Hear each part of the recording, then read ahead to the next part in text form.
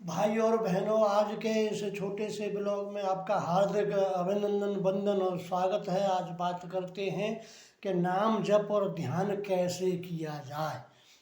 तो इसके बारे में पतंजलि महाराज ने हजारों वर्ष पूर्व ये लिखकर हमें दे दिया है, उसी को मैं आपके समक्ष रख रहा हूँ। तो उनका पहला एक सूत्र है, तस्य वाचक है प्रणव है, जिसमें परमात्मा का नाम ओंकार है, ये बताया है। परमात्मा नाम क्या है? ओंकार है। दूसरा सूत्र उन्होंने बताया है, तज्ज पस्त दरथ भावनम। ये उस स्वरूप का, उसके भगवान का जो नाम ओंकार स्वरूप जो बताया है, उस स्वरूप का आपने ध्यान करना है, चिंतन करना है, ये उसमें बताया है।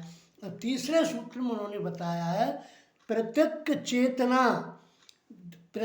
चेतना धिगमो प्यंतरा भावश्च। इसका अर्थ है, इन दोनों ऊपर बताए हुए कामों को करने के बाद में विघ्नों का नाश होता है और परमात्मा की प्राप्ति होती है। अब नाम कैसे जप करें और किसका नाम जप करें? तो आपके अगर गुरु बनाया तो गुरु ने इष्ट मंत्र दिया होगा। जिसका भी इष्ट मंत्र आपको दिया है अपने देव का, उसी का ध्यान, अपने स्वरूप का ध्यान करना है। तो ये कई तरह के हैं। इसमें ओम नमः भगवते वासुदेवाय है, ओम नमो नारायण है, ओम नमः शिवाय है, राधा का नाम है, कृष्ण का नाम है, बहुत सारे देव के हैं। आपके जो भी इष्ट हों उनके नाम का जप करना है और आपने मुँह नहीं चलाना है, बिल्कुल मन में होठ नहीं चलाने हैं, मन में उसकी स्मृति करनी है और आँख बंद करके उनके स्वरूप का ध्यान करना है। तो दोस्तों, जब हम ध्यान करते हैं तो ध्यान में एक दिन हमें स्मृति अवश्य आती है।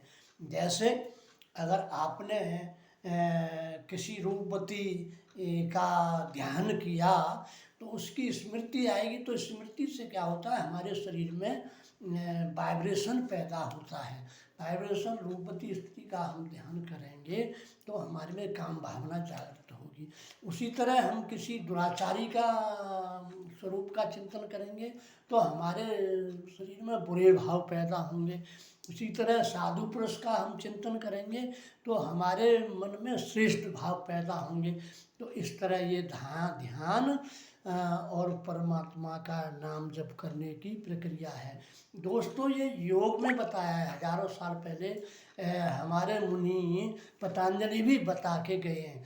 तो योग में, अब आप कहेंगे इसका कोई संक्षिप्त रास्ता नहीं है, ये आपको सालों तक करना पड़ेगा, धैर्य के साथ करना पड़ेगा, जब जाके कभी इसका फल मिलेगा।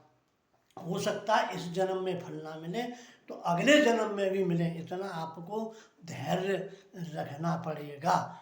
ये है ध्यान की और नाम जप करने की प्रक्रिया। जय श्री राम।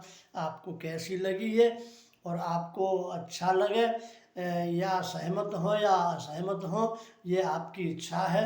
बाकी मेरा इतना कहना है, जो मैंने बताया इसको किसी और अच्छे गुरु से जाकर भी आप पूछ सकते हैं कि ये प्रक्रिया ठीक है या खराब है। किसी मेरे जैसे अनाड़ी आदमी के पास मत पूछ लेना, नहीं वो आपको दिशा भ्रमित कर देगा। जय श्री राम।